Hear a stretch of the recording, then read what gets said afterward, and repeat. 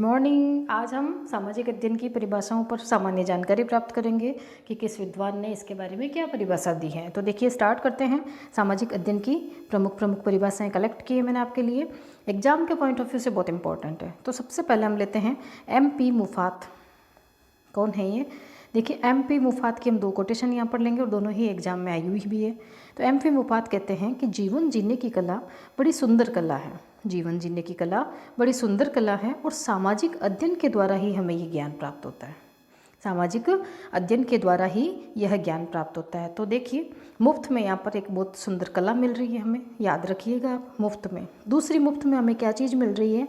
MP मुफात साहब कहते हैं कि सामाजिक अध्ययन वह क्षेत्र है जो व्यक्ति को उस ज्ञान, सूचना, क्रियात्मक अनुभवों के द्वारा सहायता प्रदान करता है कि मूलभूत मूल्यों, वांछित आदतों, स्वीकृत वृत्तियों तथा महत्वपूर्ण कुशलताओं के निर्माण के लिए आवश्यक होती है, जिनको प्रभावशाली नागरिक का आधार माना गया है।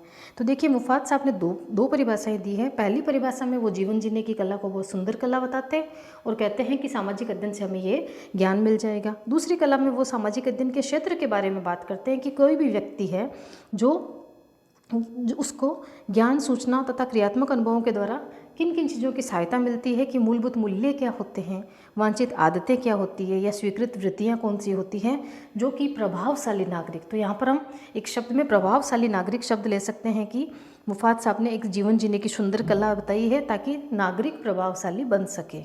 ये दो परिभाषाएं हमने यहाँ पर मुफात की है। सामाजिक अध्ययन की परिभाषाएं करेंगे।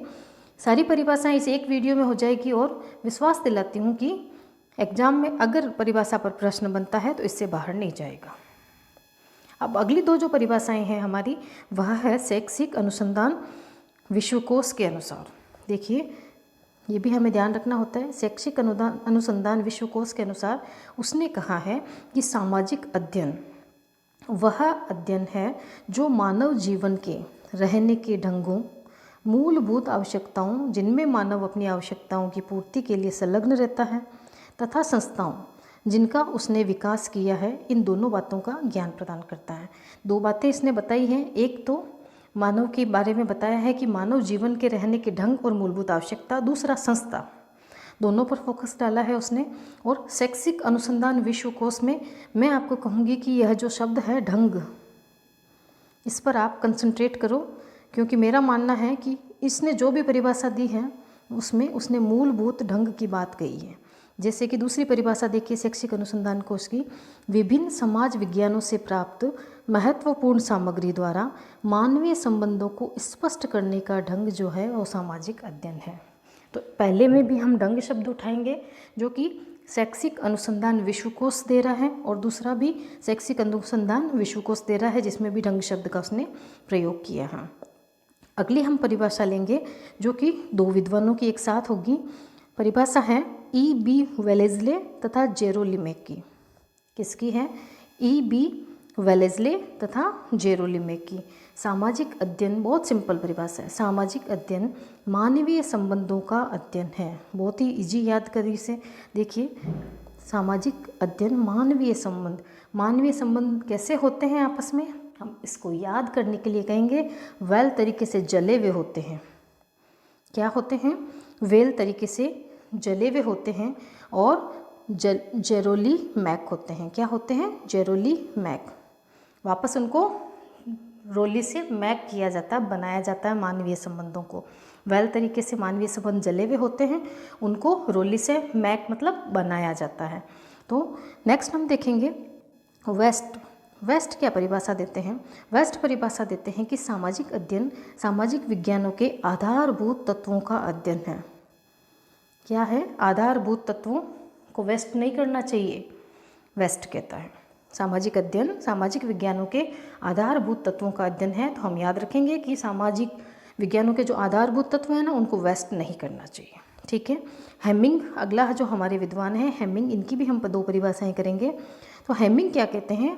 देखिए जेम्स हेमिंग यह कहते हैं कि सामाजिक अध्ययन प्रजातांत्रिक रूप से सहयोगी जीवन व्यतीत करने तथा उच्च आदर्शों की प्राप्ति से संबंधित समस्याओं के हल का, सहयोगी जीवन की बात कर रहे हैं, प्रजातांत्रिक रूप से सहयोगी जीवन व्यतीत करने तथा यह कहते हैं कि जो उच्च आदर्श हैं उनकी प्राप्ति के अंदर जो कोई समस्या आ रही है, हमारे उच्च आदर्शों की प्राप्ति में जो समस्या आ रही है उनका जो हल है वह उस हल को करने का प्रयत्न क्या कहलाता है? सामाजिक अध्ययन कहलाता है। ठीक है, उच्च आदर्शों की प्राप्ति में आने वाली समस्याओं को अपन को हैंगिंग कर देना, मतलब ऊपर टांग देना है। दूसरी हैंगिंग या हैमिंग की परिभाषा है, देखिए हैमिंग को हम हैंगर का शब्द से रिलेट करते हुए चलेंगे। हैमिंग मतलब हैंगिंग, मतलब टांग दो समस्याओं को। दूसरी बात ये कहते हैं सामाजिक अध्ययन के अंतर्गत हम जिस तथ्य का अध्ययन करते हैं वह मनुष्य का जीवन है, परंतु इसका अध्ययन निश्चित स्थान और निश्चित समय के संदर्भ में किया जाता है। तो कोई भी चीज़, कोई भी वस्तु अगर हमारे पास होती है उसको अगर अपन हैंगिंग करना चाहते हैं, टांगना चाहते हैं, जैसे कि हमने कहा उच्च आदर्शों की समस्या आ रही है अगर प्राप्ति में, तो उसको हैंगिंग कर दो। यहाँ पर हम उस हैंगिंग के लिए कहेंगे कि वह हैंगिंग निश्चित स्थान पर होनी चाहिए और निश्चित समय में होनी चाहिए। हैमिंग की हमने 2 परिभाषा की। अगली हैमिंग की परिभाषा बहुत ईजी है। हैमिंग कहते हैं, देखिए हैंगिंग किस किस को करना है। हैमिंग कहते हैं कि सामाजिक अध्ययन ऐतिहासिक, भौगोलिक तथा सामाजिक संबंधों और अंतर संबंधों का अध्ययन है।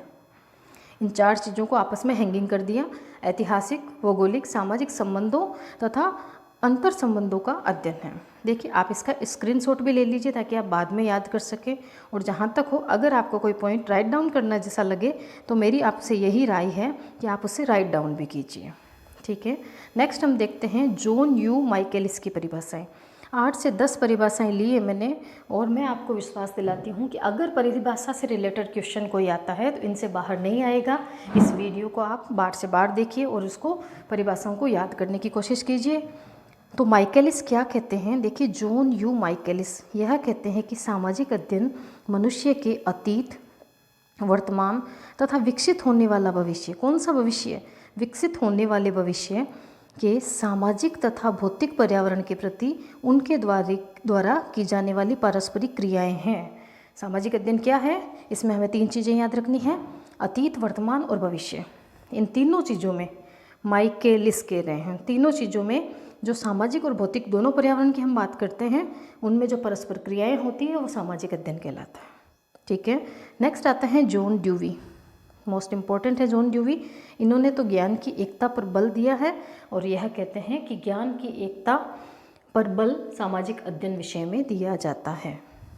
अगली मोस्ट इम्पॉर्टेंट है, स्पेशली मैं कहूँगी रीट के बच्चों के लिए। कारण यह है कि जो रीट का एग्ज़ाम है वह भी माध्यमिक शिक्षा आयोग के द्वारा करवाया जाता है, इसलिए यह परिभाषा इम्पोर्टेंट बन जाती है थोड़ी सी। तो देखिए माध्यमिक शिक्षा बोर्ड, माध्यमिक शिक्षा आयोग क्या कहता है इस बारे में? तो माध्यमिक शिक्षा आयोग कहता है कि इतिहास, भूगोल, नागरिक शास्त्र तथा अर्थशास्त्र इनको पूर्ण इकाई के रूप में देखना ही सामाजिक अध्ययन है। इनको पूर्ण इकाई के रूप में देखना मोस्ट इम्पोर्टेंट लाइन्स है। चारों सब्जेक्ट आपको मैं कहूँ तो मोस्ट इम्पोर्टेंट है। ठीक है, देखिए इतिहास को हम कहेंगे, कौन सा सब्जेक्ट है इतिहास?